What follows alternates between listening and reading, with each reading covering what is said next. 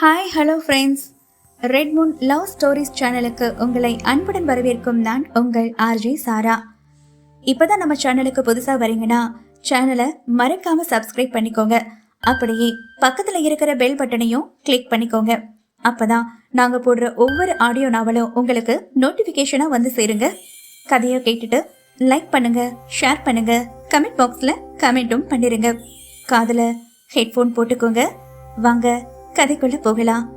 எழுத்தாளர் சக்தி நதி அவர்கள் எழுதிய என் தேவனே என் அசுரனே கதையை கேட்கறதுக்கு முன்னாடி கதையின் முன்னோட்டம் பார்த்துட்டு வந்துடலாமா? வாங்க. 2 கதை மாந்தர்களில் ஒருவன் தேவனாகவும் மற்றொருவன் அசுரனாகவும் காட்சி அளிக்கிறார்கள். சமுதாயத்திற்காகவும் தன் தம்பியின் நலனுக்காகவும் தன் மனைவியும் தன் உயிர் நண்பனும் இழைத்த துரோகத்தை பொறுத்து கொண்டு அவர்களை பழிவாங்க துடிக்கிறான் விஜயமாறன்.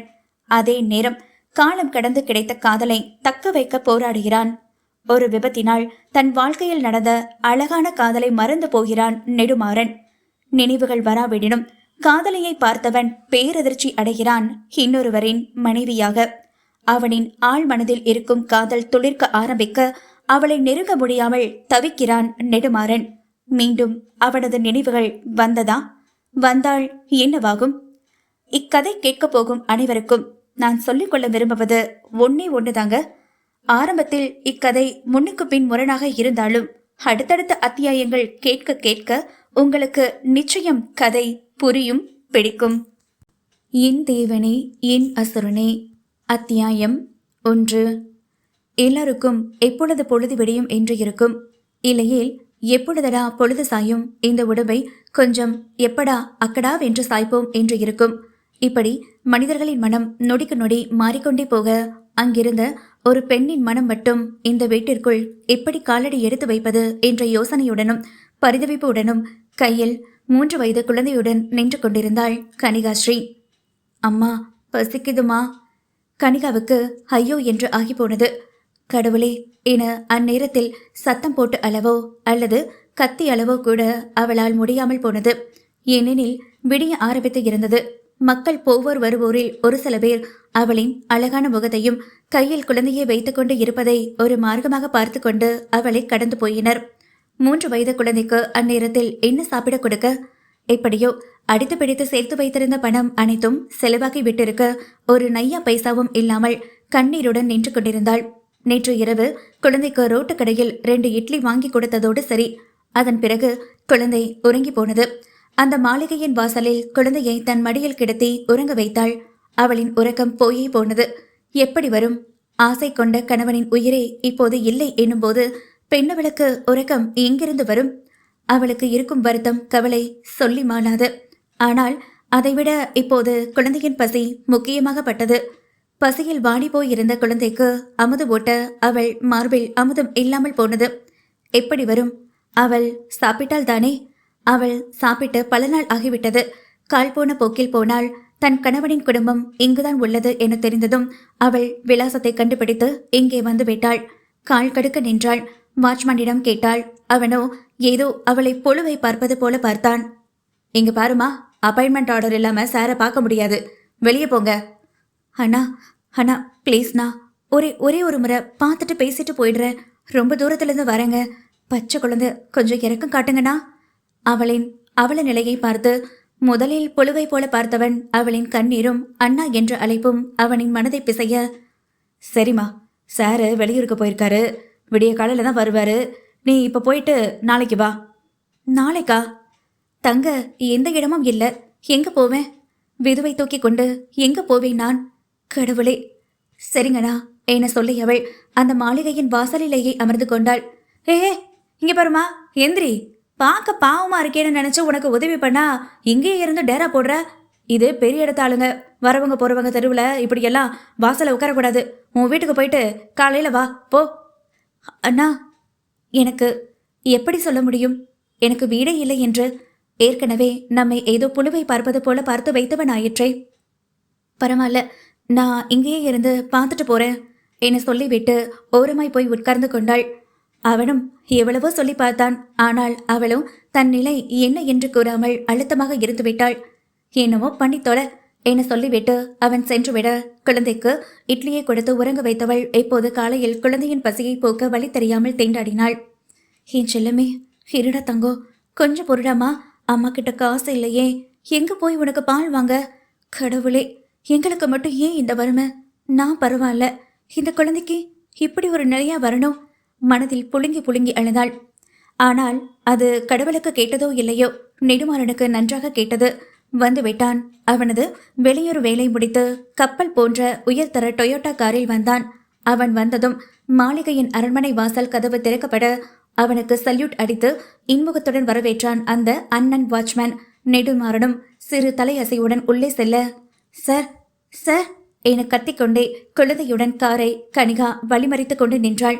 அவளின் நடவடிக்கை பார்த்து மாறன் வாட்ச்மேனை பார்க்க, ஐயோ, இந்த பொண்ணு நம்ம வேலையை அபேஸ் பண்ணி விட்டு தான் வழியை பார்க்கும் போலையே இவள என பொறுமிக் கொண்டே அவளின் கையை இறுக்கமாக பிடித்தவன், ஏய், உனக்கு அறிவில? இப்பதான் சார் வந்திருக்காரு, அதுக்குள்ள இப்படி பண்ற? போ போ, முதல்ல வெளியே போ.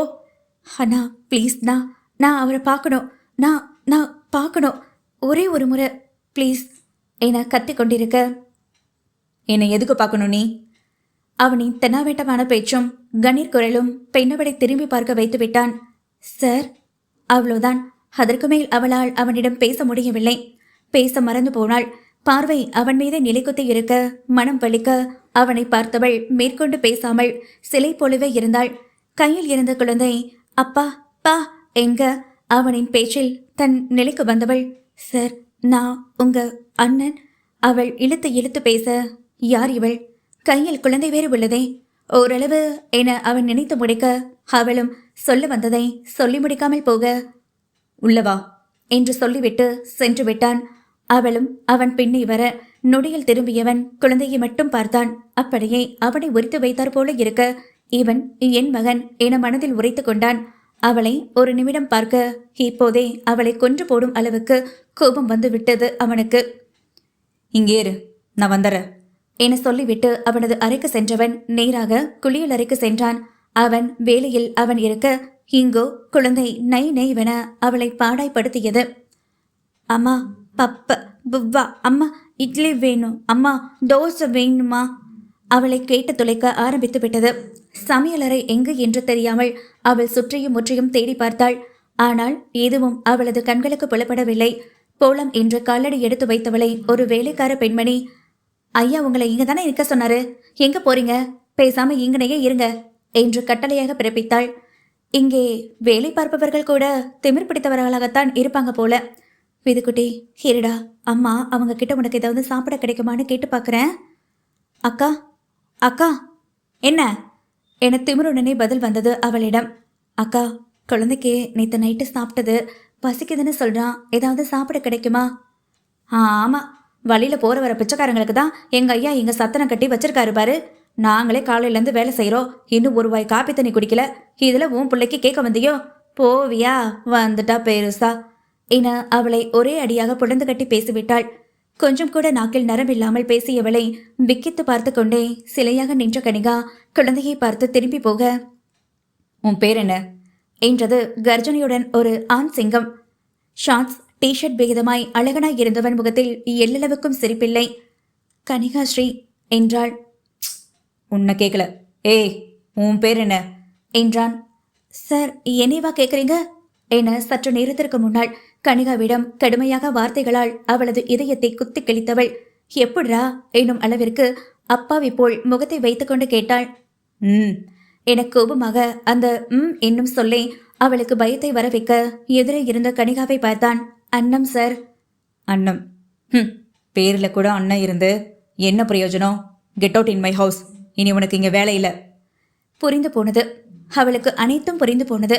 தாம் தவறு இழைத்து விட்டோம் என பரிதவிப்புடன், சார் மன்னிச்சிருங்க, நான் தெரியாம பண்ணிட்டேன், இந்த வேலை இல்லைனா நான் என்ன பண்ணுவேன் என கையை பிசைந்தாள். ஆம், இங்கு மாறன் வைத்ததுதான் சட்டம். அவனின் பார்வைக்கே அங்குள்ள வேலையாட்கள் அனைவரும் மிரண்டு போவர். அவன் வந்தால் அங்கு வேலை செய்பவர்களின் தலை கவிழ்ந்தே இருக்கும். அவன் வீட்டை விட்டு போன பின்புதான் அவர்கள் நிம்மதியாக மூச்சை விட முடியும். ஆனால் எதற்கு இப்படி அடிமையாக வேலை பார்க்கிறார்கள் என்றால், பணம் பணம் பணம், இது ஒன்று மட்டுமே காரணம். மற்ற இடங்களில் வேலை பார்ப்பதை விட இங்கு அதிக சம்பளம். வேளா வேலைக்கு நன்றாக சோறு, அத்தோடு வருடத்திற்கு 3 முறை புது துணி, அதுவும் அவர்களது வீட்டில் உள்ள மற்ற உறுப்பினர்களுக்கும் சேர்த்து. இப்படி இருக்க எந்த மடையனாவது, இல்ல எந்த மடச்சையாவது இதோ இந்த அன்னத்தை சொன்னேன் மக்களே, போவாங்களா? இல்ல அதுக்குதான் மூக்கால இப்போது இந்த அன்னம் அழுது வடிகிறான். அவளின் அழுகை அவனுக்கு ஒன்றும் செய்யவில்லை. வாழ்க்கையில் பெரிய அடியை கண்டு வந்தான். தொழிலில் பல தோல்விகளை கடந்து வந்தான். அவமானங்களை சகித்துக் கொண்டவன் இப்போது ஒரு பெண்ணின் அழுகைக்கு தலை கவலவா போவான்? மாட்டான், மாற மாட்டான் இந்த மாறன். அவனுக்காக மற்றவர்களை மாற்றுவானே தவிர அவன் மாற மாட்டான். இப்ப நீ போகல, வேற எந்த இடத்துலயும் வேலை பார்க்க முடியாதபடி பண்ணிருவ என்றதும் தொண்டை காணும் துணியை காணும்னு ஓடியே போய்விட்டாள். நடப்பவை அனைத்தையும் பார்த்து கொண்டிருந்த கனிகாவிடமிருந்து குழந்தையை பெற்றுக்கொண்டான். கையில் இருந்து குழந்தை போனது கூட தெரியாமல் பே என பார்த்து கொண்டு இருந்தவளை மாறனின் அதட்டும் குரல் அவளை நிலைக்கு கொண்டு வந்தது.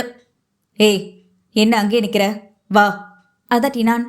இதோ என்று சொல்லிவிட்டு நடந்தவள் அருகே இருந்த சோஃபாவில் காலை இடித்துக் கொள்ள அவனோ அவளை துச்சமாக பார்த்தான். அவளோ அவனை பாவமாக பார்க்க, ஒழுக்கமா நடக்க கூட தெரியாதா? கண்ணை எங்க வச்சுட்டு வர? மாறன் அதட்ட அவளோ அவனையே பார்த்து கொண்டிருந்தாள். என்ன பாக்குற? வா, இதுக்கு முன்னாடி ஆம்பளைங்களே பார்த்ததே இல்லையா என சொல்ல பெண்ணவளோ துடித்து போனாள். அவன் பின்னே எந்த பதிலும் பேசாமல் நடந்தாள். உள்ள யாரு என சமையல் அறையில் இருந்து குழந்தையை கையில் வைத்துக்கொண்டு குரல் கொடுத்தான் மாறன். சார் என ஒரு ஆடவனும் பெண்ணும் வந்து நிற்க, குழந்தைக்கு பசிக்குது, சாப்பிட கொடுங்க, அவன் என்ன கேட்கிறானோ அதை கொடுங்க என சொன்னவன் கனிகாவை பார்த்தவன். போ, அவனுக்கு சாப்பாடு கொடு என சொல்லிவிட்டு வீட்டின் முற்றத்தில் வந்து அமர்ந்து கொண்டான். அவளும் குழந்தை என்ன விரும்பி கேட்கிறானோ அதை அவனுக்கு ஊட்ட, குழந்தை அதை நன்றாக சாப்பிட்டு விட்டு ஒரு டம்ளர் பாலையும் நன்றாக குடித்து முடித்துவிட்டு சாப்பிட்ட அசதியில் அவள் மேலேயே உறங்கியும் விட, அவளுக்கு இப்போ குழந்தையை எங்கே உறங்க வைப்பது என சுற்றியும் கண்களை சுழற்றினாள். அம்மா, குழந்தைய என்கிட்ட கொடுங்க என்றது ஒரு சாந்தமான பெண்ணின் குரல். பார்க்க எப்படியும் 50 வயதுக்கு மேல் இருக்கும். இந்த வீட்டில் 25 வருடமாக வேலை பார்ப்பவள். இல்ல நீங்க? நான் இங்க வேலை செய்வள் தாம்மா. குழந்தைய நான் பார்த்துக்கிறேன். ஐயா எனக்கு இந்த பொறுப்பை கொடுத்துருக்காரு, உங்களை வர சொன்னாரு. கனி பேய் மொழி வலித்தாள். என்னம்மா பார்க்குறீங்க? போங்க, ஐயா கூப்பிடுறாரு, இல்லைனா என் வேலை போயிடும். எங்க? ஐயோ, ஏற்கனவே என்னால் ஒரு பொம்பளை வேலை போச்சு, இப்ப இவங்களுக்குமா என்று நினைத்தவள் குழந்தையை அவளது கையில் கொடுத்துவிட்டு அவன் இருக்கும் பக்கம் போனாள். தேடினாள். அவ்வளவு பெரிய வீட்டில் ஒரு சமையலறை கண்டுபிடிக்க கூட அவளால் முடியவில்லை.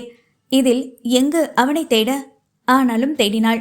உடம்பெல்லாம் கண்களை கொண்ட மாறன், என்ன தேடுற? நான் இங்கதான் இருக்கேன், வா என்றான். குரல் வந்த திசையில் அவள் பார்க்க அவ்வளவு பெரிய ஹாலில் 5 வகையான பால்கனிகளில் ஒரு இடத்தில் அமர்ந்து இருந்தான் மாறன். அங்கு அவனுக்கு இன்று சிறியதாக அமைக்கப்பட்டிருந்த டீப்பாய், மேஜை, நாற்காலி வசதியுடன் கூடிய இடத்தில் உயரமாய் அமர்ந்து கொண்டு கண்கள் மடிக்கணினியை பார்த்து கொண்டிருக்க, ஒரு கரத்தின் விரல்களுக்கிடையில் சிகரெட்டுடனும் மறுகரம் கணினியை தட்டியபடியும் இருக்க அவள் அவனை வைத்த கண் கெடுக்காமல் பார்த்து கொண்டே இருந்தாள். என்ன, இதுக்கு முன்னாடி ஆம்பளைங்களை பார்த்ததே இல்லையோ? முன்னே கேட்ட அதே கேள்விதான். ஆனால் கொஞ்சம் நக்கலாக கேட்டான். சார். அதிர்ச்சியானாள். உன் சீன் இங்க பழிக்காது என்னும் விதமாக அவனின் பார்வை இருக்க, குழந்தை யாரோடது? உங்க. தெரியும், என் குழந்தை அவன். இனி நீ போகலாம், கிளம்பு. நான் அவன் அம்மா, எப்படி போக முடியும் என கத்தினாள் கனி. நான் அவன் அப்பா, நீ போகத்தான் வேணும். முடியாது. போக வெப்பண்ணா. முடியாது. உன்ன என்று அவளின் முடியை ஒரே கொத்தாக பிடித்தவன் தர தரவென இழுத்து நேராக வாசல் வரை கொண்டு போய் தள்ளிவிட்டான். உனக்கு அவ்வளோதான் மரியாதை, கிளம்பு. போ போ. போன்னு சொன்னா எப்படி போவேன்? என் விதலனை விட்டுட்டு நான் எங்க போவேன்? அவன் இல்லைனா நான் செத்துதான் போகணும். அப்போ செத்து போடி. இப்படி ஒரு பிறப்படுத்ததுக்கு நீ செத்து போகலாம், செத்து போ. மேலும் அவளை தள்ளிவிட்டு அவன் உள்ளே போனான். அத்தியாயம் 2. என்ன மாதிரியான வார்த்தை பேசிவிட்டான்? எப்படி பேசலாம் அவன்? ஏற்கனவே அவன் 2 முறை ஏன் இதுக்கு முன்னாடி நீ ஆம்பளைங்களையே பார்த்ததே இல்லையா என அவன் கேட்கும்போதே எதிர்த்து ஒரு கேள்வி கேட்டிருக்கலாமே கனி, ஏன் விட்டாய்? இப்போது மட்டும் உனக்கு பொங்கிக் கொண்டு மானம் ரோஷம் எட்டி பார்க்குதோ? அவன் அப்படிப்பட்டவன் தான் என உனக்கு இதற்கு முன் தெரியுமா? வார்த்தைகளால் வதைத்தெடுப்பான் இந்த மாறன். கேட்க பழகிக்கொள். எதிர்கேள்வி கேட்டால் அந்த இடத்திலேயே நீ சாம்பலாகி விடுவாய். இது என்றைக்கு அவள் புரிந்து கொள்ளப் போகிறாளோ அந்த பாவை. கண்களில் கண்ணீர் திரள, சார் என கதறியே விட்டாள். அவளின் கதறலை கூப்பாடுகளை அவன் கண்கொண்டு திரும்பி ஒரு நிமிடம் கூட பார்க்காமல் இரக்கம் காட்டாமல் போய்கொண்டே இருந்தான். இவ்வளவோ கெஞ்சி பார்த்தாள். ஆனால் கல்மணம் கொண்ட கடுவன் கொஞ்சம் கூட மனம் இறங்காமல் வாட்ச்மேனிடம் சொல்லி அவளை நாயெடுத்து விரட்டுவதை போல விரட்ட சொன்னான். அவனும் என்ன செய்வான்? முதலாளி கொடுத்த வேலையை தொழிலாளி செய்தே ஆக வேண்டும் அல்லவா? ஏமா போறியா இல்ல அடிச்சு விரட்டணுமா என அவனும் எகிற மறுபேச்சு பேசாமல் பழையபடி அந்த வாசலிலேயே கண்ணீரும் கம்பளையுமாக நின்று அழுது கொண்டிருந்தாள். விதுலன், என் பட்டுக்குட்டி, என் செல்லமே, உன்னை உரியவரிடத்தில் சேர்த்து விட்டேன். ஆனால் உன்னை பார்க்காமல் நானும், என்னை பார்க்காமல் நீயும் எப்படிடா இருப்ப? ஐயோ கடவுளே, உனக்கு கண் இல்லையா? உனக்கு இருக்கமே இல்லையா? எனக்கு மட்டும் ஏன் இப்படியெல்லாம் கஷ்டத்தை கொடுக்குற? இந்த 23 வயசுலயே எனக்கு வாழ்க்கையை பற்றின கஷ்டங்களை கற்றுக் கொடுத்துட்ட. நிறைய கஷ்டத்தையும் கூட கொடுத்துட்ட. எனக்கு என் விதலனை கொடுத்துட்டு நான் போகிறேன். என்னம்மா நீயே? குழந்தைய உரியவரிடம் கொடுத்து விட்டாச்சு. இனி நிம்மதியாக இருக்கலாம் என்று சொன்னாய். ஆனால் இப்போதோ மீண்டும் குழந்தையை கேட்டால் நான் எங்கே போவேன்? போனது போனதுதான், கொடுத்தது கொடுத்ததுதான், ஆளை விடு என்று கடவுள் சொன்ன வார்த்தைகள் அவள் காதுக்கு கேட்கவில்லை. அழுது கொண்டிருந்தாள். மயக்கம் வருவது போல் இருக்கவும் அப்படியே கீழேயே அமர்ந்து கொண்டாள். ஏமா? மீண்டும் வந்தான் அந்த வாட்ச்மேன் அண்ணன். உன் காலில் விழுகிறமா, போயிடு. பெண் பாவத்தை என் கையில் ஏந்த வைக்காத. ஐயா ஃபோன் பண்ணி உன்னை போக சொல்றாரு. இல்லைனா நாயை கழட்டி விடுன்னு சொல்றாரு தாயே. உன் வயசுல எனக்கு ஒரு புள்ள இருக்கு. போ தாயே, உனக்கு புண்ணியமா போகும் என்று அழுதே விடுவான் போல அவர் சொல்ல எதுவும் பேசாமல் அந்த வீட்டை வெறித்து வெறித்து பார்த்தவள் சீலை தலைப்பில் முகத்தை துடைத்து கொண்டவள் அங்கிருந்து கிளம்பினாள். இளமையான தேகம், மினுமினுக்க கோதுமையும் சிவப்பும் கலந்த வனப்பான தோள், குண்டு கன்னங்களை கொண்டிருப்பாள் போலும். ஆனால் வறுமையில் கன்னங்கள் சிறிதாக ஒட்டி போயிருந்தது. அகண்ட தாமரை இதழை ஒத்த கண்கள். பார்த்தால் போதும், அகண்டு விளைக்க தேவையில்லை. கண்கள் பல கதைகள் பேசும் எதிரே உள்ளவரிடம். அதற்கு ஏற்றாற் போல புருவம். புருவத்தின் மத்தியில் சிறியதாக ஒரு கருப்பு பொட்டு, கூர்நாசி, சிவப்பான இதழ்கள், சங்கு கழுத்து, எடுப்பான மார்பகம், ஒட்டிய வயிறு. உடுக்கையை இணையாக வைத்து கவி படிக்கலாம் அவளின் இடையை கண்டு. அத்துணை நேர்த்தையான அழகான உருவத்துடன் இருந்தாள். பார்ப்பவர்கள் மனம் இவளின் வசம் போகும். அத்துணையும் இருந்து என்ன பிரயோஜனம்? ஒரு வாய் சாப்பாட்டிற்கு வழி இல்லை. எங்கே போனாலும் வரியா, ஒரு நாள் நைட்டு தான் என அவளை கொச்சைப்படுத்தி பேசுவார்கள். இன்று கூட கொச்சையான வார்த்தைகளை உபயோகப்படுத்திதானே மாறனும் பேசிவிட்டான். குழந்தையை வைத்திருக்கிறாய், உனக்கு என்னம்மா வேலை போட்டு தரது? போ போ என போகும் இடமெல்லாம் விரட்டினார்கள். எங்கே போவது என தெரியாமல் முழித்தாள். என் பிறப்பையே தப்பாக பேசிவிட்டாரே. அப்படி என்றால் அவன் என் அம்மாவை பேசியதற்கு சமம் தானே? அவனும் ஒரு தாயின் வயிற்றில் இருந்துதானே வந்திருப்பான். என்ன மாதிரியான மனிதன் இவன் என யோசித்தபடியே கால் போன போக்கில் சென்று கொண்டிருந்தாள் கனிகா. மெல்லமாக நடந்து போனவள் ஏதோ ஒன்றின் மேல் மோதினாள். நிமிர்ந்து பார்க்க அது தெருவிளக்கின் கம்பம் என புரிந்தது. விளக்கு போடப்பட்டிருக்க சுற்றியும் பார்க்க மாலை ஆகிவிட்டது என சொல்லாமல் சொல்லி போனான் ஆதவன். அந்த தெருவிளக்கின் திண்டில் அமர்ந்தாள். விதுலன் என அழுக ஆரம்பித்து விட்டாள். பிறந்ததிலிருந்து ஒரு நிமிடம் கூட அவனை விட்டு பிரிந்திராதவள் இன்று அரை நாள் அவனை பிரிந்து இருக்கிறாள். மனம் வெம்பி வெம்பி அழுது தீர்த்தாள். இனி கண்களிலிருந்து கண்ணீர் கூட நான் வரமாட்டேன் கனி, போ என்னும் விதமாய் நிலத்திலேயே நிலைக்குத்தி பார்வை படிந்து கிடக்க மயக்கம் போட்டு கீழே விழப்போனாள். அவளின் ஒரு கரம் வலிய வந்து பிடித்து கொண்டது. டே பொண்ணுடா மச்சான், பொண்ணுடா என ஒரு வாலிபன் சொல்ல, என்னடா சொல்ற என்று அங்கு ஓரத்தில் மதில் சுவற்றில் அமர்ந்து வெட்டிக்கதை பேசிக்கொண்டிருந்த 2 வாலிபர்கள் ஓடி வந்தனர். டே இங்க பாரு. யாருடா அந்த பொண்ணு என ஒருவன் சொல்ல, தெரியலடா மச்சான், நாம பேசிட்டு இருந்தோம்ல, அப்பவே இந்த பொண்ணை பார்த்துட்டேன். என்னமோ அழுதுட்டே இருந்துச்சு, அப்புறம் மயக்கம் போட்டு கீழே விழுந்துருச்சு என்று அவளின் உடலின் மேல் கண்களை அலைப்பாய்ந்தபடியே சொன்னான்.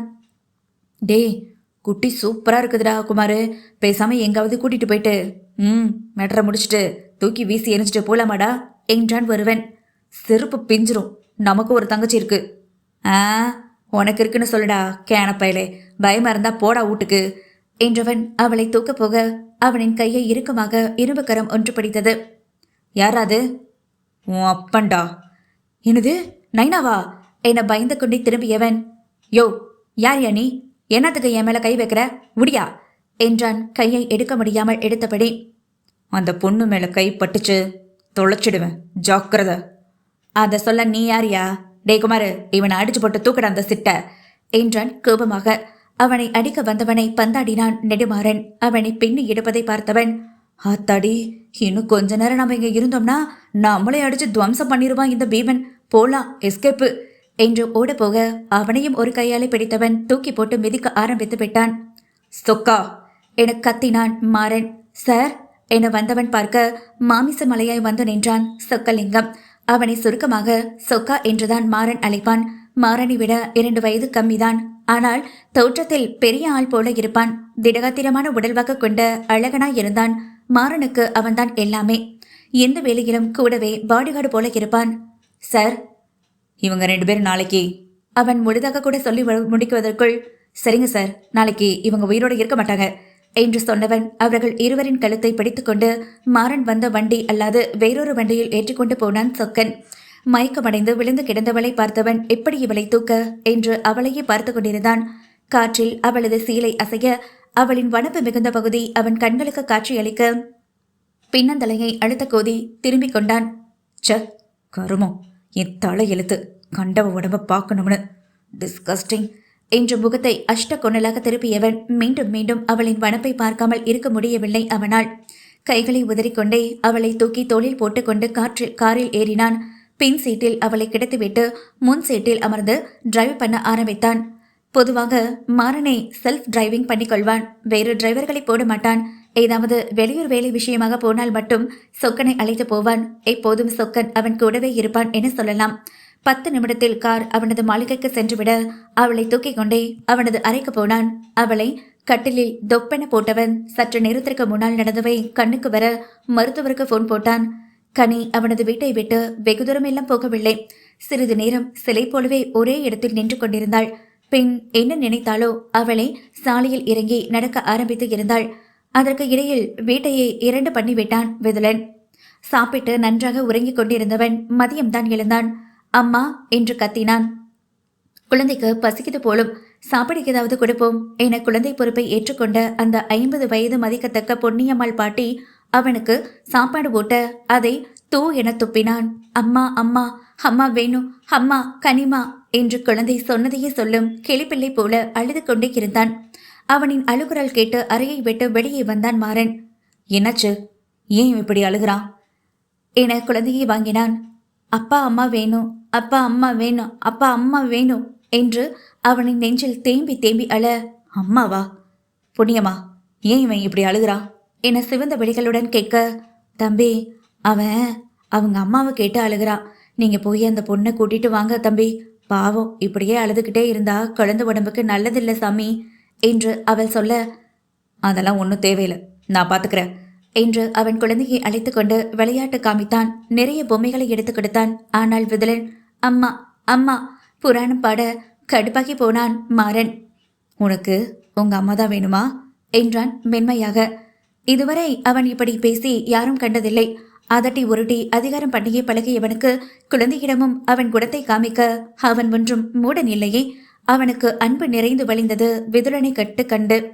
சொக்கா, சார், வண்டியேடு. விதுலன், என்ன பாரு, அப்பாவை பாருடா என்று கத்தினான். அவனின் அதட்டலில் அமைதியானவன் அவனின் கோபமான முகத்தை பார்த்து மீண்டும் ஓவென ஒப்பாரி வைக்க, பூச்சுடா என நொந்து போனவன் அவனின் பட்டு கன்னத்தில் முத்தம் வைத்து, கண்ணா, நீ இங்க இருக்கிற பொம்மையெல்லாம் வச்சு விளையாடு, நான் போய் உங்க அம்மாவை அழைச்சிட்டு வந்துடுறேன் என்றதும், அப்படியாப்பா, சரி அப்ப நீங்க போங்க, போய் அம்மா குட்டியாங்க என்று மழலையில் சொல்ல அவனை அள்ளி அணைத்து கொஞ்சிவிட்டு அவனுக்கு சாப்பாடு கொடுக்கும்படி பணிந்துவிட்டு சென்று விட்டான். கட்டிலில் மல்லிகை பந்தலை போல படுத்து இருந்தவளை உற்று பார்த்தான். ஜன்னலின் வழியாக வந்த காற்றில் அவளின் சீலை மீண்டும் விலக பார்க்க வேண்டாம் என மனதிலும் போராடியவனால் இப்போதோ விழி எடுக்காமல் அவளையே பார்த்து கொண்டிருந்தான். செம்ம ஸ்ட்ரக்சர், செம்ம அழகு. உன்னை போன்ற ஒரு அழகைய நான் பார்த்ததே இல்லடி.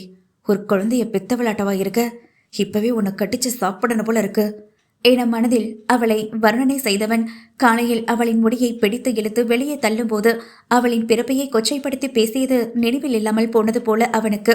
மெல்லமாக அவள் அருகே வந்தவன் பளபளப்பாக இருக்கும் அவளின் இடையில் கண்கள் பதிய நாவைக்குழியில் அவன் நாவை வைத்து எச்சில் கூட்ட தோன்ற தொண்டையை எச்சில்லாமல் முழுங்கிக் கொண்டே அவளை நெருங்கினான். அவளின் மென்மையான இடையை அவனின் இரும்பு கரத்தில் தொட்டு பார்க்க அவனது உடலில் ஏதோ மின்சாரம் பாய்ந்தது போல் இருக்கவும் அவனின் உணர்ச்சியை இன்னும் கூட்ட அவளின் இடையை அழுத்தி பிடித்து மாங்கனிகளின் மேல் கண்கள் போக அதை கையில் பிடிக்கப் போனான்.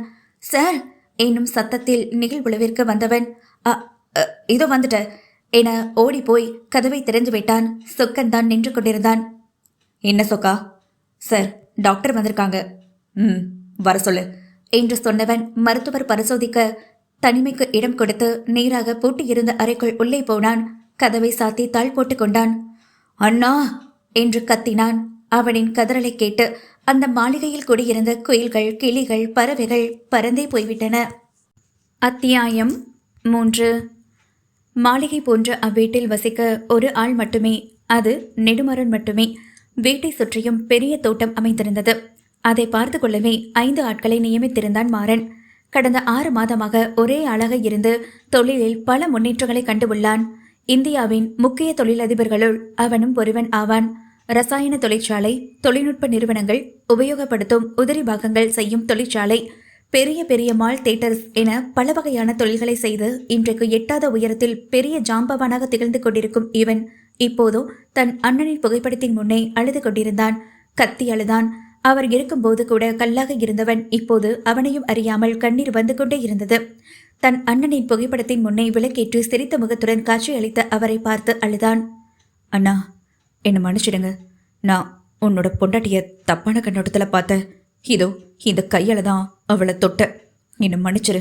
நான் இப்படி பண்ணுவேன்னு நினைச்சு கூட பார்க்கல என்று சொன்னவன் விளக்கில் எரியும் நெருப்பில் கையை வைத்து தன்னையை காயப்படுத்தி கொண்டான். உன்னால எப்படிடா இப்படி பார்க்க முடிஞ்சது மாறா? அந்த அளவுக்கு உடலுக்காக அழிபவனா நீ? சொல்லுடா என்ற குரல் எங்கிருந்தோ வர அவனுடைய கம்பீரம், அகம்பாவம் அனைத்தும் அடங்கி போனது. அந்த நெருப்பில் இருந்து கையை எடுக்காமலே இருந்தான். சார் என மீண்டும் குரல் கேட்க என்ன என்று கத்தினான்.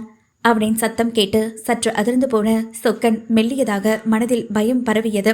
இது தினமும் நடப்பதுதான். இறந்து போன அண்ணனின் புகைப்படத்தை வீட்டின் ஹாலில் உறவினர் ஒருவர் மாட்டி அதற்கு பூவும் விளக்கும் ஏற்ற அதை பார்த்தவன் அதை எடுக்க முதல என்று கர்ஜனையுடன் சொன்னவன் அவனை போய் அந்த போட்டோவை எடுத்தான். இங்கேயே இருந்தால் நமக்கு அண்ணனின் ஞாபகம் அடிக்கடி வந்து நம்மளை அலைக்கலைக்கும். அவர் இல்லாமல் போனதே என்னால் தாங்கிக் கொள்ள முடியவில்லை. அவரின் புகைப்படத்திற்கு மாலையிட்டு முடியவே முடியாது. அவர் எனக்காக விட்டு சென்ற கடமைகள் நிறைய இருக்கு. இல்லை என்றால் நானும் அன்றைக்கே போயிருப்பேன் என நினைத்தவன் அவருக்கு என்று இருந்த அவரது அறையிலேயே அந்த போட்டோவை மாட்டினான். அந்த ரூமிற்கு யாரும் வர அனுமதி இல்லை. அவன் ஒருவன் மட்டுமே தினம் போய் விளக்கேற்றிவிட்டு அண்ணனிடம் மனம் திறந்து பேசுவான். என்று என்ன செய்தேன் என அனைத்தையும் ஒப்பிப்பான். இதை அவர் இறந்த 6 மாதங்களாக செய்து கொண்டிருந்தான். சார் என பம்பியபடியே மீண்டும் சொக்கன் குரல் கொடுக்க வர என்று கதவை திறந்து கொண்டு வர சொக்கன் அவனையே பார்த்து கொண்டிருந்தான். என்ன பார்க்குற? சார், அது நீங்க என்ன என்று உருமலுடன் குரல் வர எதுவும் பேசாமல், சார் டாக்டர் அந்த பொண்ணை செக் பண்ணிட்டாங்க, உங்களை கூப்பிட்டாங்க. வரேன் போ சொன்னவன் தன் அண்ணனின் புகைப்படத்தை பார்த்தவன் இதற்கு ஒரு வழி பண்ணியே ஆக வேண்டும் என நினைத்து கொண்டான். சொல்லுங்க டாக்டர்.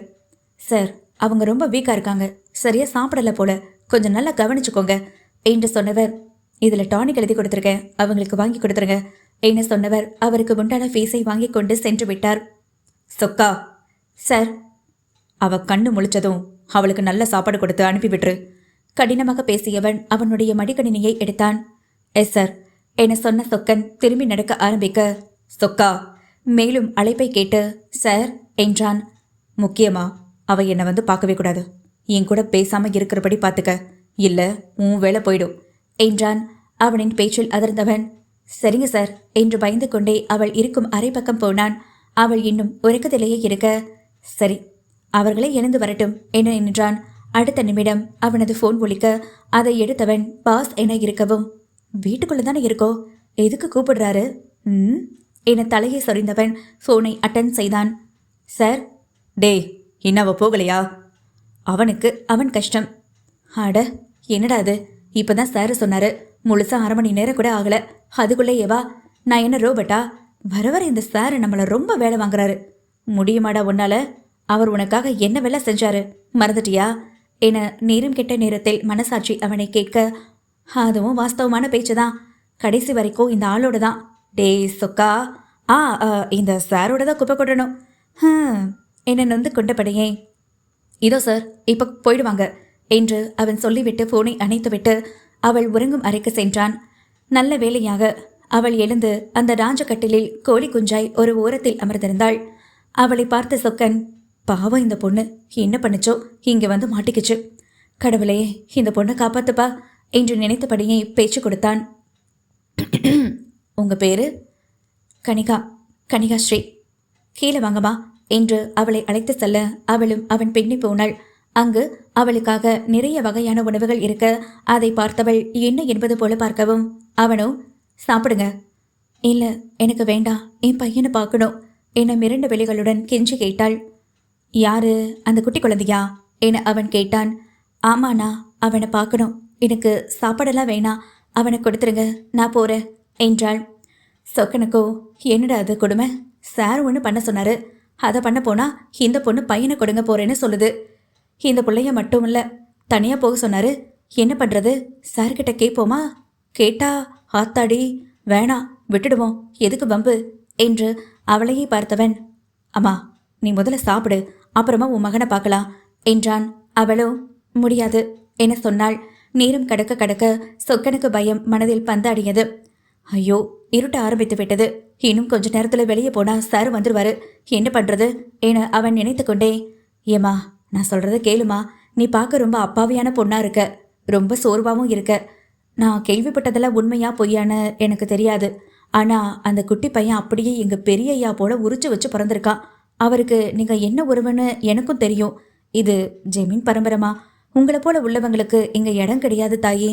நான் சொல்றது கேளுங்க, நல்லா சாப்பிடுங்க, என்கிட்ட கொஞ்சம் பணம் இருக்கு, நான் தரேன், அதை எடுத்துக்கிட்டு உங்க சொந்தக்காரவங்க வீட்டுக்கு போயிருங்க. நான் எங்கேயும் போக முடியாதுண்ணா, எனக்கு யாரும் இல்லை, நான் ஒரு அனாதை என வெற்று சிரிப்புடன் சொல்ல சொக்கன் கண் கலங்கி போனான். பாவம், எந்த ஜென்மத்தில் என்ன பாவம் பண்ணிச்சோ, இந்த ஜென்மத்தில் இந்த ஜமீன் குடும்பத்தில் வந்து மாட்டிக்கிச்சு. மாறன் சார் சும்மாவே சாமி ஆடுவார், இப்போ இந்த பொண்ணு தான் அந்த பொண்ணுன்னு தெரிஞ்சிச்சு, அதுக்கப்புறம் சும்மாவா இருப்பாரு?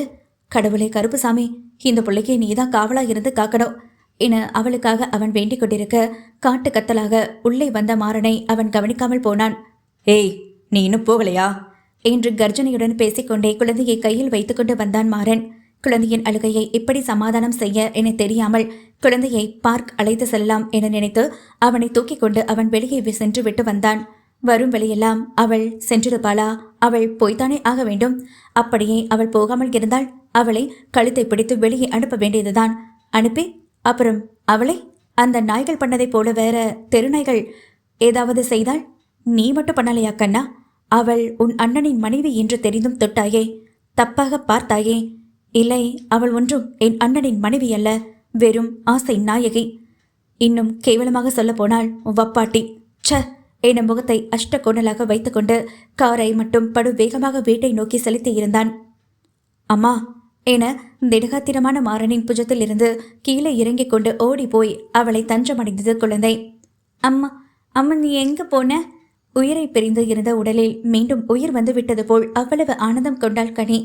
என் செல்ல குட்டி, அம்மா எங்கேயும் போகலடா கண்ணா, இங்க பக்கத்துல இருக்கிற கோவிலுக்கு தான் போனேன். என்னை ஏன் கூட்டிட்டு போல? மழலை மொழியில் பேச. அதுவா, நீ நல்லா தூங்கிட்டு இருந்தியா, அதான் என் பட்டு. நீ சரியா சாப்பிட்டியா? இல்லம்மா, பால் மட்டும் குச்ச, ஏதோ அப்பதான் கொடுத்தாரு என்று மாறனை கை காட்ட அவளோ அவனை ஏறெடுத்து பார்க்காமல் அவனை இறுக்கி அணைத்தபடி டைனிங் டேபிளில் அவளுக்காக சொக்கன் வரவழைக்கப்பட்ட உணவை குழந்தைக்கு புகட்டினாள். நம்ம பெரியய்யாவின் குழந்தை என ஆசை பொங்க பார்த்தான் சொக்கன். தாயும் மகனையும் பார்த்த சொக்கனுக்கு கண்கள் பணித்து போனது.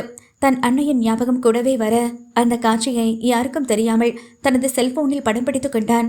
மாறன் எதுவும் பேசாமல் கைகளை தொடையில் கொத்தியபடியே அவனது அறைக்கு போனான்.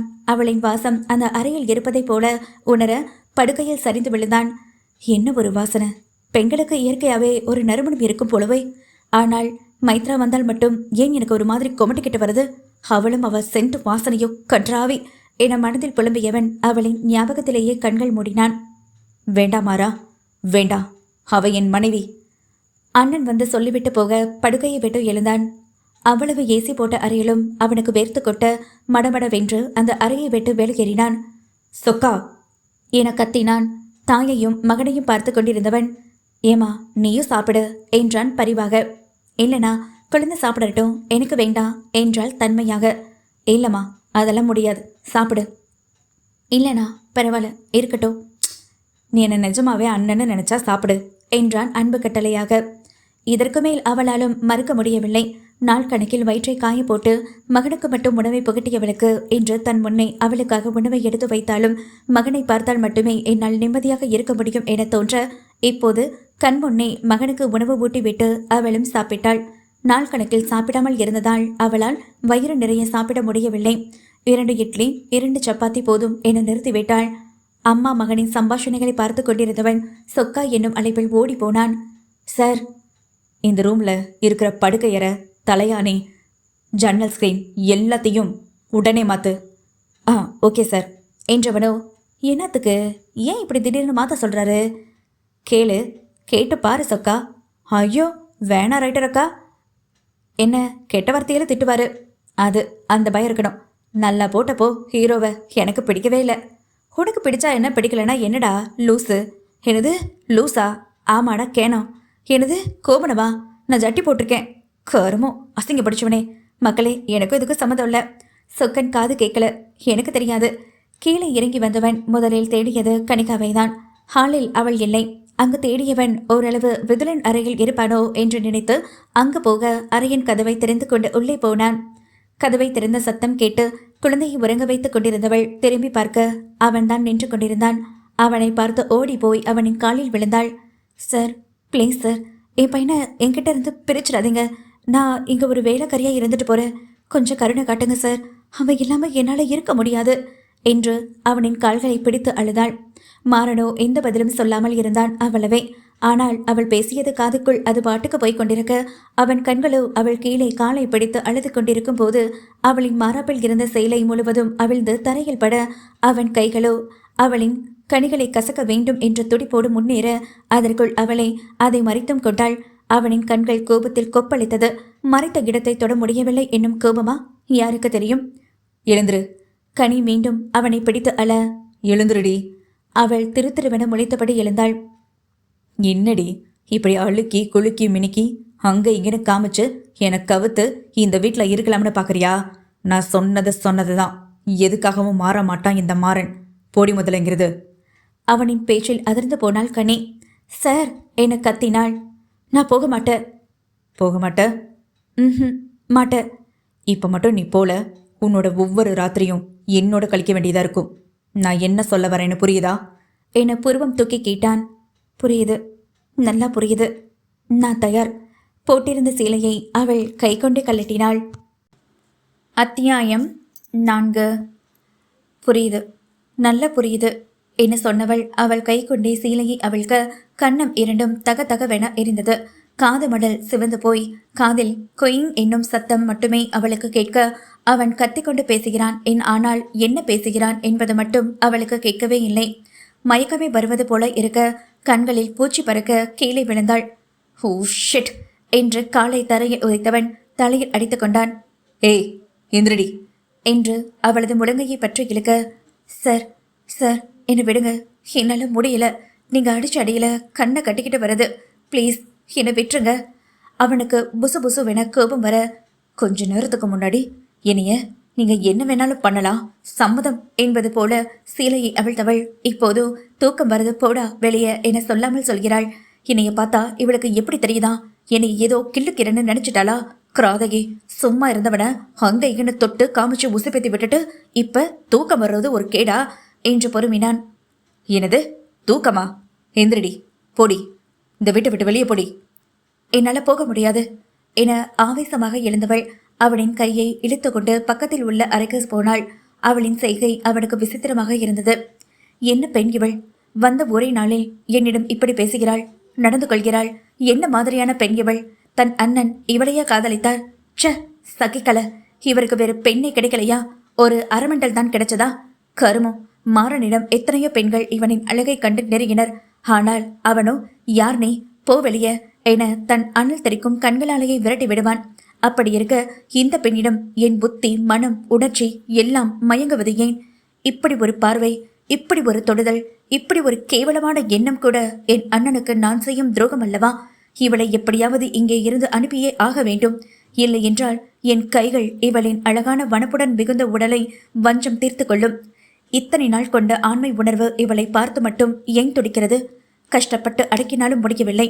இப்படியே போனால் என்றாவது நான் இவளை அடைந்து விடுவேன். என்னால இதற்கு மட்டும் உத்தரவாதம் கொடுக்க முடியாது என்று எண்ணியவாறு அவள் இழுத்து சென்ற அடுத்த அறைக்கு போனவன் அவனையே கை கட்டி வேடிக்கை பார்த்தாள். என்ன இதுக்கு முன்னாடி எந்த அவளையும் பார்த்ததே இல்லையா? இதுதானே கேட்க போறீங்க? அவனை முந்திக் கொண்டு அவள் சொல்லிவிட, ஜகஜால கில்லடிதான், என்ன பேச வரணும்னு முதற்கொண்டு சொல்லிவிடுகிறாளே என நினைத்தான். தன் அண்ணனை எப்படி மயக்கி போட்டிருப்பாள்? இப்படி இருக்க போய்தான் என் அண்ணன் விழுந்து விட்டான். இவளை என்னத்த சொல்ல? இப்படி ஒரு அழகான தேவதை இருந்தா நான் என்ன, எந்த ஆம்பளையும் சற்று சலனம் வரத்தான் செய்யும். யோசித்தவன், ஏய் கையை இரடி சை என்று அவன் கையை விடுவித்தான். சார், நான் சொல்றத கொஞ்சம் பொறுமையா கேளுங்க. நீங்க ரொம்ப கத்துறீங்க. வேது எஞ்சிருக்குவா, அதான் நான் இங்க கூட்டிட்டு வந்தேன். என் மகனை உங்ககிட்ட கொண்டு வந்து சேர்த்துட்டேன். அவன் இல்லாம என்னால இருக்க முடியாது. எல்லாத்தையும் இழந்து நிக்கிறேன். எனக்கு இப்ப உறவுன்னு சொல்லிக்க என் பையனை தவிர வேற யாருமே இல்லை. அவனை விட்டு நான் போகவும் மாட்டேன். இந்த வீட்டில் நான் ஒரு வேலைக்காரியாக இருந்துட்டு போறேன். ப்ளீஸ் சார், அவன் முகத்தை பார்த்துட்டேவாது என் காலத்தையே போட்டிடுவேன் என்று கதறலாக அழுகையுடன் அவள் சொன்னாள். அவளின் அழுகையும் கெஞ்சலும் ஆனவனின் மனதை கொஞ்சம் கூட அசைக்கவில்லை. மாறாக விதுரன் எந்நேரமும் அம்மா அம்மா என்று சொல்லிக்கொண்டே இருந்தபடியால் ஒரு தாயிடமிருந்து அல்லது ஒரு மகனிடமிருந்து தாயை பிரித்து நாம் என்ன சாதிக்கப் போகிறோம்? ஒரு வேலைக்காரியா இந்த வீட்டில் இருக்கிறேன் என்னும் போது இருந்துவிட்டு போகட்டும் என்று மனதை திடப்படுத்திக் கொண்டான். முழுமையாக மனதை திடப்படுத்த முடிந்ததா என்பது கேள்விக்குறியே. பார்ப்போம் நாமும். சரி, இருந்துட்டு போ. ஆனா ஒரு கண்டிஷன். அப்பாடி, எப்படியும் இந்த வீட்டில் இருக்க அனுமதி கொடுத்தாச்சு, இதுவே போதும் என்று எல்லா ஆண்டவனுக்கும் நன்றியை தெரிவித்தவள், என்ன சார் என்றாள். விதுலனுக்கு விவரம் தெரிகிற வரைக்கும் தான் நீ இங்க இருக்க முடியும். அதுக்கு பிறகு நீ போகலாம். ஐயோ சார், இப்படி சொன்னா எப்படி? நான் அவன் இல்லாம இருக்க முடியாது. என் உயிர் போகிற வரைக்கும் அவன் கூட தான் நான் இருப்பேன் என்றாள். You will you shut up? சும்மா சொன்னதையே திருப்பி திருப்பி சொல்லிட்டு இருக்க. உனக்கு அறிவு இருக்கா இல்லையா? இடியட். ஏய், நான் சொன்னது சொன்னதுதான், மறு பேச்சு இல்லை. அவனுடைய 5 வயசு வரைக்கும் மட்டும்தான் நீ இருக்க முடியும். அது வரைக்கும் மட்டும் நீ இருந்தா போதுமானது. அதுக்கு பிறகு இந்த இடத்த விட்டு சொல்லாம கொள்ளாம போயிடு. போகும்போது எவ்வளோ பணம் நகை வேணுமோ கேட்டு வாங்கிட்டு கிளம்பிடு. அப்படியே இங்கே இருந்து என் அண்ணனை வளைச்சு போட்ட மாதிரி என்னையும் வளைச்சு போடணும்னு ஆசைப்படாத. உன் தகுதிக்கு மீறி ஆசைப்படாத, இடியட். அவனின் பேச்சில் விதிர்விதிர்த்து போனவள் என்ன பேசுவது? எவ்வளவு எடுத்து சொன்னாலும் தான் பிடித்த முயலுக்கு 3 கால் என்று இருப்பவனை நான் என்ன சொல்லி என் வழிக்கு சரி என சொல்ல வைக்க முடியும்? கடவுளே, எப்பவுமே எனக்கு எதிலுமே எந்த நிம்மதியும் கொடுக்கவே மாட்டியா என்று புலம்பியவள் அவன் என்ன என்று கர்ஜிக்க அவளோ மிரண்டு போனாள். வாயிலிருந்து தானாகவே சரி என்று சொன்னாள். தட்ஸ் குட் என புருவம் தூக்கி சொல்லிவிட்டு சென்றான். அப்பாடி, தப்பித்தோம் என அவளும் செல்ல போக, ஒரு நிமிஷம் என்றான். எல்லாம் சரி, ஆனா நீ ஏன் அப்படி பண்ண? நான் என்ன பண்ண என அவளும் புருவம் சுருக்கி புரியாமல் கேட்க அவளின் செய்கையில் மெய் மறந்தவன், அதான் நான் சொன்னேனே, உன்னோட ஒவ்வொரு ராத்திரியும் என்னோட தான் நீ கழிக்க வேண்டி இருக்கும்னு. நீ உன் சீலைய என்று கண்கள் அவளின் எடுத்து காட்டும் முல்லை மலரின் மேல் பதிய திரும்பி நின்று கொண்டாள். அவனுக்கு சரியான கோபம் வந்தது. ஏய், என்னடி நாடகம் ஆடுறியா? என்ன நிமிஷத்துக்கு நிமிஷம் நடிக்கிற? திடீர்னு ப்ராஸ்டியூட் மாதிரி பண்ற, திடீர்னு பெரிய பத்தினி மட்டும் பண்ற, என்னடி சீன் போடுற என அவளின் தோள்பட்டையில் கை வைத்து அவளை நெருக்கி நின்றான். அவளின் மூச்சு காற்றின் வாசனை கூட அவனை மையம் கொள்ள வைத்தது. பெண்ணவளின் வாசம் நுகர்ந்தான். எரிமலையான கோபம் போய் இப்போது பனியாய் கரைந்து போனது அவளது வாசனையில். சார், நான் நடிக்கவெல்லாம் இல்லை. என் சூழ்நிலை, நான் அப்படி பண்ண வேண்டியதா போச்சு. அதுவும் என் மகனுக்காக. ஆனா இப்ப நான் அப்படி நடிக்க வேண்டியது இல்லையே. ஏன்னா நான் உங்க தகுதிக்கும் தராதரத்துக்கும் கொஞ்சம் கூட ஒத்து போகுபவளும் அல்ல. இன்னிலேருந்து, இந்த நிமிஷத்துலேருந்து இந்த வீட்டில் நான் ஒரு வேலைக்காரி சார். மாதமானா சம்பளம் வாங்குற ஒரு சாதாரண வேலைக்காரி என ஒவ்வொரு வார்த்தைகளும் அழுத்தம் திருத்தமாக அவனின் நெற்று பொட்டில் ஆணை அடித்ததை போல சொன்னாள். அவனுக்கோ அவள் பேசும் ஒவ்வொன்றும் மனதில் பதியாமல் போனாலும் மூளைக்கு உரைக்காமல் இல்லை. அவளின் அருகே சகலமும் மறந்து போகிறான். இவ்வளவு ஏன், அவள் யார் என்பதை கூட மறந்து போகிறான். அவள் ஒரு குழந்தைக்கு தாய், அவள் உன் அண்ணனின் மனைவி என்றும் மறந்து போகிறான். ஏன் என்னை இப்படி பித்துக்குள்ள வைக்கிறாய் பெண்ணே? என்னால் என்னையவே கட்டுப்படுத்த முடியாமல் போகிறதே என்று அவன் மனதிடமே கெஞ்ச ஆரம்பித்து விட்டான். யாரிடமும் கெஞ்சாதவன், அஞ்சாதவன் இப்பெண் மூலமாக அவன் மன போராட்டத்தை அனுபவிக்கிறான், துன்பப்படுகிறான். ஆனால் இது எதுவும் அறிந்திடாதவள் அவனின் முன்னே நெருக்கமாக நின்று பேசுகிறாள். தள்ளி போக சொல்ல ஒரு நிமிடம் போதாது அவனுக்கு. இல்லையேல் அவனை கூட விலகலாம். ஆனால் அதுதான் அவனால் முடியவில்லை. தொண்டைக்குள் சிக்கிய மீன் முள் வெளியே வரவும் முடியாமல் வயிற்றுக்குள் போகவும் முடியாமல் தவிக்கிறான். எதுவும் பேசாமல் அவன் அவளை ஒரு நிமிடம் ஆழ்ந்து பார்த்துவிட்டு, சரி நீ போ, நாளையிலேருந்து நீ இந்த வீட்டில் வேலை செய்யலாம், குழந்தைய கவனிச்சுக்கவும் செய்யலாம் என்று சொல்லிவிட்டு அவனது அறைக்கு சென்றான். படுக்கையில் விழுந்தவன் உறக்கம் வராமல் தவியாய் தவித்தான். ஆனால் எங்கோ எல்லாம் நல்லபடியாக முடிந்தது என்று மகனை இருக்க அணைத்துக் கொண்டு உறங்கி போனாள் கனிகா. அத்தனை வெயில் அடிக்கும் சென்னையில் மாறனின் தோட்டத்தில் உள்ள மரங்களின் விளைவால் மிதமான குளிர்காற்றுடன் கனியின் முகத்தில் மெல்ல வீச, பெண்ணே எழுந்திரு என சொல்லாமல் சொல்லியது அவளது முடிக்கற்றை. அதில் உறக்கம் கலைந்தவள் மணியை பார்க்க அது 6 என காட்ட, ஐயோ ரொம்ப நேரம் தூங்கிட்டோமோ என்று நினைத்து பதறி அடித்து எழுந்தாள். குளியல் அறைக்கு சென்று தன்னை சுத்தப்படுத்தி கொண்டவள் குளிக்க வேண்டுமே. எப்போதுமே குளித்து விட்டுதான் அவள் அடுத்த வேலையை பார்ப்பாள். அது அவளின் பழக்கமும் கூட. இப்போது என்ன செய்ய? குளிக்கலாம், ஆனால் துடிக்க எங்க போவேன் என அறையிலேயே அமர்ந்திருந்தாள்.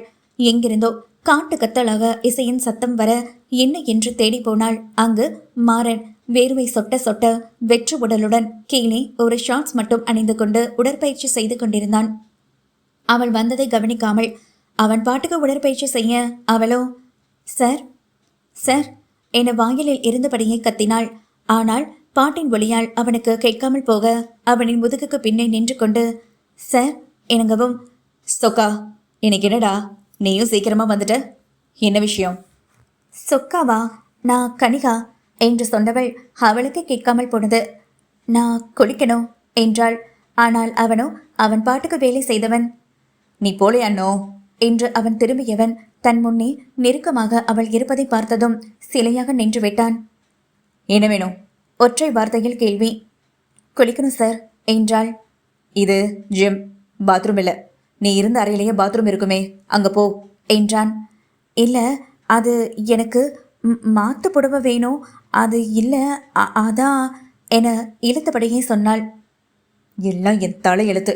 உனக்கு புடவை வாங்கி கொடுக்க நான் ஒன்றும் உன் புருஷன் கிடையாது. போ, போய் பொன்னியமாக இருப்பாங்க, அவங்க கிட்ட வேலைக்காரவங்களுக்குன்னு இங்கே துணி இருக்கு, அதை வாங்கிக்கோ போ என்று நாயை விரட்டுவது போல் விரட்டினான்.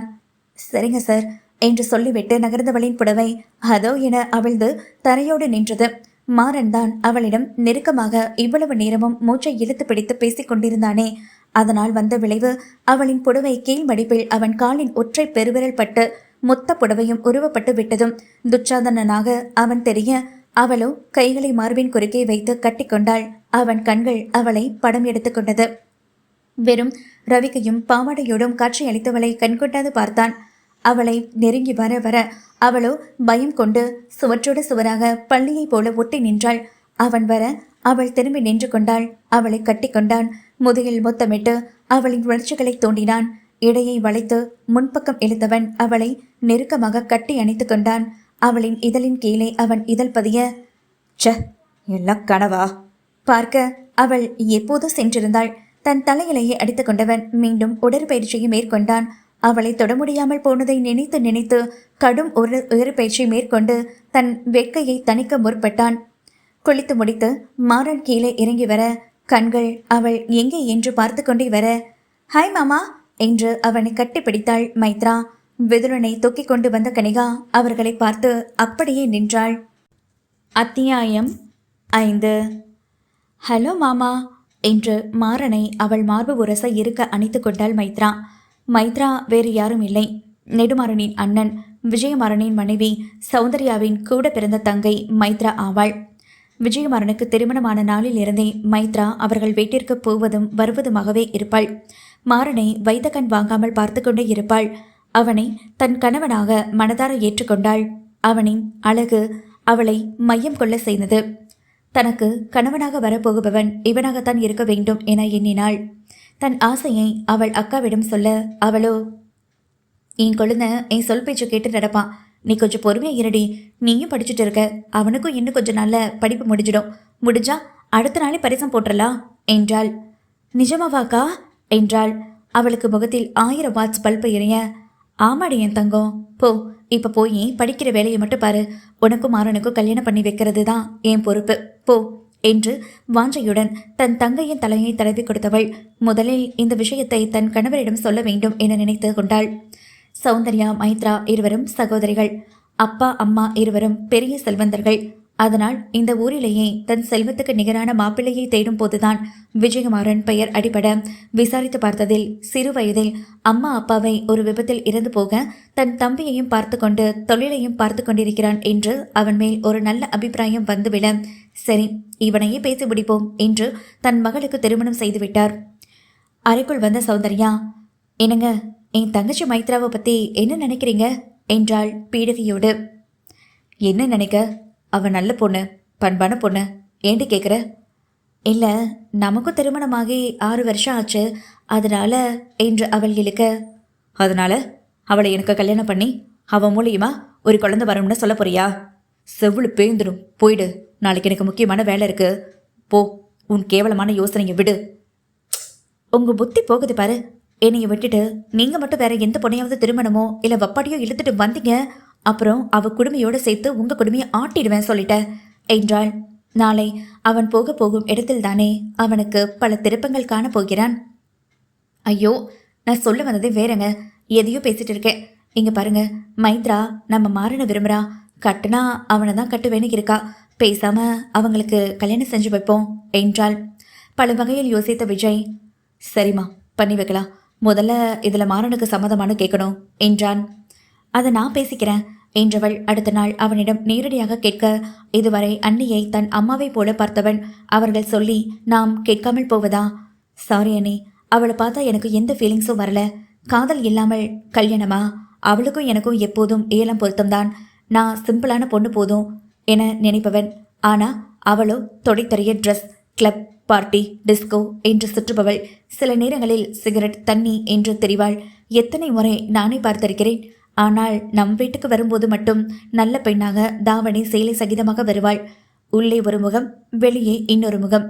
மாறனுக்கு எப்போதும் ஒரே மாதிரி இருக்கத்தான் ஆசை கொள்வான். தப்போ சரியோ, பொய்யான வாழ்க்கையை வாழாதே, அது உன்னை நரகத்துக்கு கொண்டு போய் விடும் என்று நினைப்பவன். அண்ணி கேட்டதும் உடனே மறுக்காமல், படிப்பு முடியட்டும் அண்ணி, பார்க்கலாம் என்றான். படிப்பு முடிய என்ன கொழுந்தனாரே, பரிசம் போட்டுறலாம் என்று அவள் கேட்க, ஐயோ இது இன்னும் விடலையா என்று நினைத்தவன், இல்லை எனக்கு கொஞ்சம் டைம் வேணும், அண்ணன் கூட சேர்ந்து தொழிலை கற்றுக்கணும், எனக்குன்னு அவ்வளோ ஒன்றும் வயசாகலை, அப்புறம் பார்த்துக்கலாம் அண்ணி என்றான். அவளும் என்று விட்டு போக வருடங்களும் உருண்டோட அவளும் தொழில் நல்ல முன்னேற்றம் அடைய தம்பி என்று மறுபடியும் வந்து நின்றாள். தேவுடா என்றவன் இம்முறை என்ன சொல்லி தப்பிக்க? எல்லாரிடமும் கட் அண்ட் ரைட்டாக, ஏன் தன் அண்ணனிடம் கூட கராராக பேசுபவன் தன் அண்ணியின் முன்னால் மறுபடியும் அவனால் ஒன்றும் பேச முடியாமல் போய்விடுகிறது. அவள் இந்த வீட்டிற்கு திருமணமாகி வரும்போது அவனுக்கு 20 வயது, இளைஞனாக இருந்தான். அவனுக்கும் விஜய்க்கும் 10 வருடம் வயது வித்தியாசம் இருந்தது.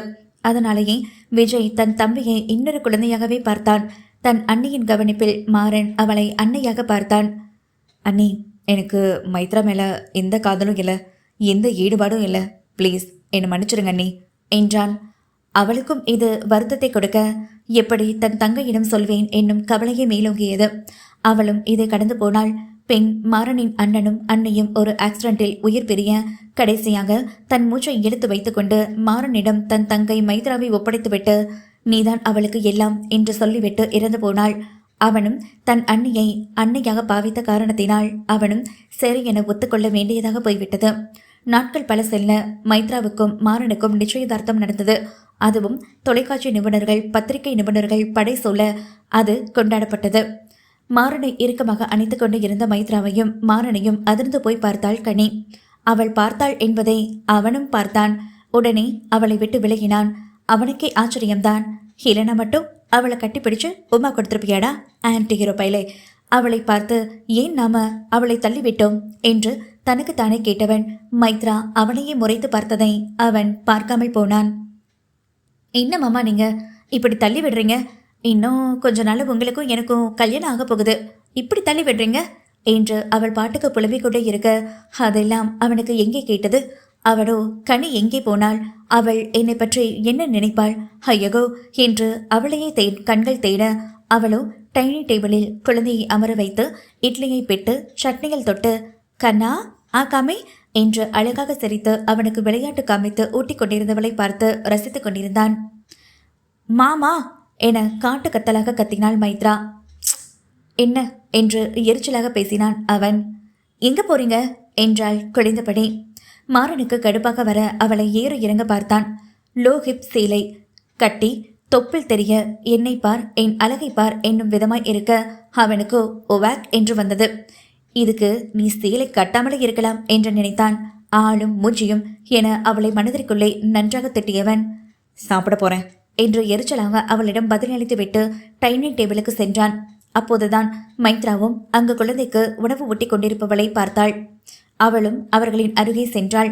மேஜையில் வந்து அமர்ந்தவனுக்கு சமையல் வேலை செய்யும் பெண்மணி ஒருத்தி வந்து உணவு பரிமாற அவளை பார்த்து முறைத்தவன், ஏன் இங்க நீ மட்டும்தான் வேலைக்காரியா? புதுசா வந்தவங்கள வந்து பரிமாற சொல்லு என்று கர்ஜிக்க அவன் யாரை சொல்கிறான் என நினைத்தபடியே குழந்தைக்கு உணவை ஊட்டி முடித்தவள் அவனுக்கு தன் முந்தானையில் வாயை துடைத்து விட்டவள் யோசனையாக பார்த்தாள். ஆனால் அவனை ஏறிட்டும் பார்க்கவில்லை. அவன் வந்ததிலிருந்து அவன் அவளை மட்டுமே பார்த்து கொண்டிருந்தான். ஆனால் அவளின் கடைக்கண் பார்வை கூட அவனுக்கு விழாமல் போனது. அவனுக்கு அது கோபத்தை தூண்ட மைத்ராவுக்கோ அவன் ஒருவன் மட்டும்தான் உள்ளான் என்பது போல அவனையே பார்த்து கொண்டிருந்தாள். அந்த வேலைக்கார பெண்மணி யார்? அது புது வேலைக்காரி என்று யோசித்து சுற்றும் முற்றும் பார்க்க, ஓ இந்த பொண்ணுதான் சொல்றாரு போல என மாறனை பார்த்தாள். அவளோ கடியை பார்க்க அவளும் சரி என்று, ஏமா பொண்ணு நீதான் சாருக்கு பரிமாறணும் போமா என்று சொல்லிவிட்டு அவள் சென்றுவிட அவளோ திரு திருவென முழித்தாள். பொன்னியம்மா என்று கத்தினான். கைவேலியாக இருந்த பொன்னி பாட்டியும் ஓடி வந்தாள். என்னங்க தம்பி? விதுரனை கொஞ்சம் பார்த்துக்கோங்க என்று சொன்னவன் கனியை பார்த்தான். வந்து பரிமாறு. என்னையா என்று அவள் செவ்வாயை துறக்க அவனோ ஆமா உன்னதான் வந்து பரிமாறு என சொன்னவன் கவிழ்த்து வைக்கப்பட்ட தட்டை திருப்பினான். நடக்கும் அனைத்தையும் பார்த்த மைத்ராவுக்கோ பொறாமையாக வந்தது. அது எப்படி நான் இருக்க இவளிடம் வேலை வாங்குவான் என்று பொறுத்த, மாமா ஏன் மாமா நான் இருக்கும்போது வேலைக்காரி எதுக்கு? வேலைக்காரி என்பதை அழுத்தமாக சொன்னவள் அவளை கண்களாலேயே எரிப்பது போல பார்த்துவிட்டு, நீ போ என்று சொல்லிவிட்டு கனியை பார்க்க அவனுக்கு உணவை பரிமாற போனாள் கனி. மாறன் ஏற்கனவே தான் வந்ததும் அவள் கண்டு கொள்ளாமல் இருந்ததும் அவனுக்கு கோபத்தை ஏற்படுத்தி இருக்க, இதில் இவள் வேறு மாமா மாமா என்று உயிரை வாங்க அவனின் கோபம் புயலென வந்தது.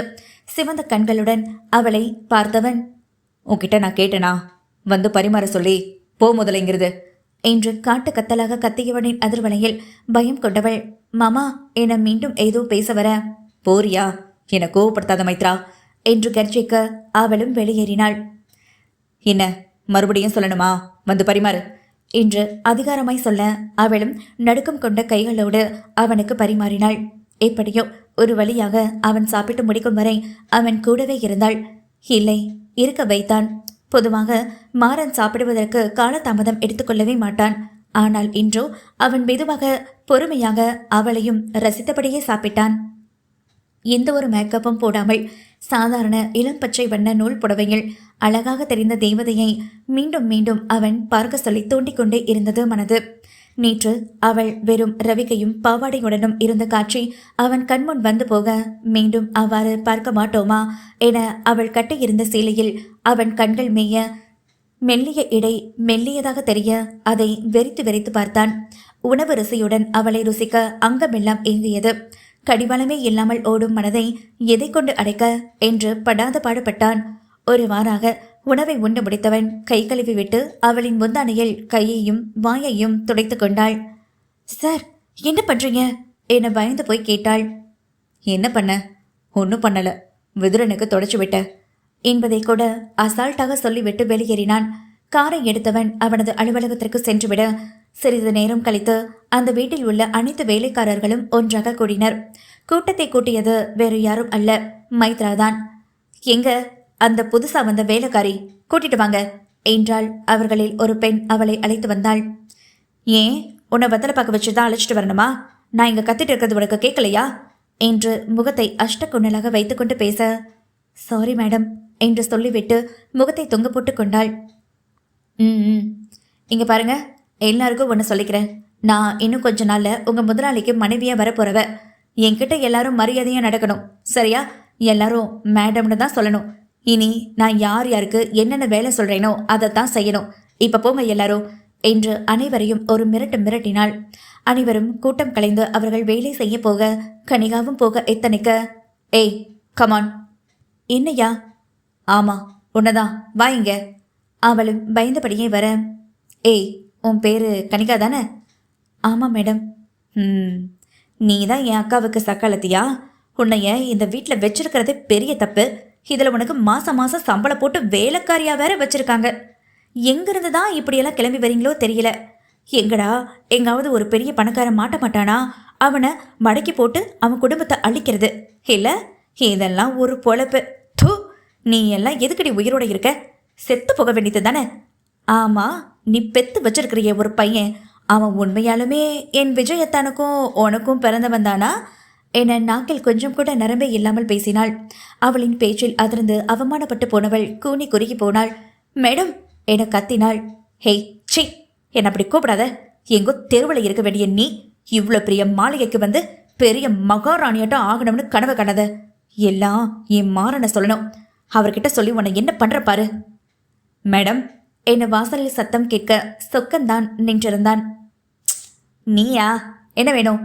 மேடம் உங்கள் அப்பா உங்களை வீட்டுக்கு வர சொன்னாரு. என்னையவா என்று அவள் கேட்க, தெரியல மேடம், வர சொன்னாரு என்று தோள்களை குலுக்க இவன் முன்னேறி நடக்க அவள் வாசலை நோக்கி போனாள். போகும்போது, இருடி உனக்கு இன்னும் இருக்கு, இன்னைக்கே உன்னை என்ன பண்ணுற பாரு என்று அவள் வெளியேறினாள். வெளியே போக, உன்னையும் முதல்ல இந்த வீட்டை விட்டு வெளியே துரத்தணும், உன்னால தான் என் மாறன் இப்படி ஆகிறதே என்று ஆக்ரோஷமாக சொன்னாள். அவனோ, உங்களால் முடிஞ்சதை பாருங்க மேடம் என நக்கலாக பேசிவிட்டு உள்ளே போனான். இருக்குடா உனக்கு ராஸ்கல் சொல்லியவள் சென்றை விட்டாள். அவள் போன பின் அந்த இடத்திலேயே நிலைக்குத்தி அமர்ந்தவள் ஐயோ ஐயோ என்று தலையில் அடித்துக்கொண்டு அழுதாள். அதை பார்த்த சொக்கன், ஐயோ என்னம்மா என்னம்மா, நானும் பேசிட்டு போனா எல்லாத்தையும் பார்த்துக்கிட்டு தான் இருந்தேன். நான் மட்டும் வரலனா இந்நேரம் அந்த பஜாரி ரொம்ப பேசியிருக்கோம். இதுக்கு தான் நான் சொன்னேன், போங்க இங்கே இருக்காதீங்கன்னு, போயிடுங்கன்னு சொன்னேன். அவங்க இந்த வீட்டுக்கு மருமகளை வரப்போறவங்க, சும்மாவே பேயாட்டம் ஆடும், அதுகிட்ட மாட்டிக்கிட்டு முழிக்காதீங்கம்மா, போயிடுங்கம்மா என்றான் பரிதவிப்புடன். அழுதவள் அவனின் பேச்சில் விழித்து பார்க்க கண்களை துடைத்து கொண்டாள். எழுந்து உள்ளே வேகமாக போனாள். அவளின் வேகம் கண்டு ஏதாவது அசம்பாவிதம் ஆகிவிடுமோ என பயந்து சொக்கன் அவள் பின்னே செல்ல மகனின் விளையாட்டில் அவளும் இணைந்து கொண்டாள். அவளின் செய்கை அவனுக்கு விந்தையாக இருக்க, என்ன பெண் இவள் என்றானது அவனுக்கு.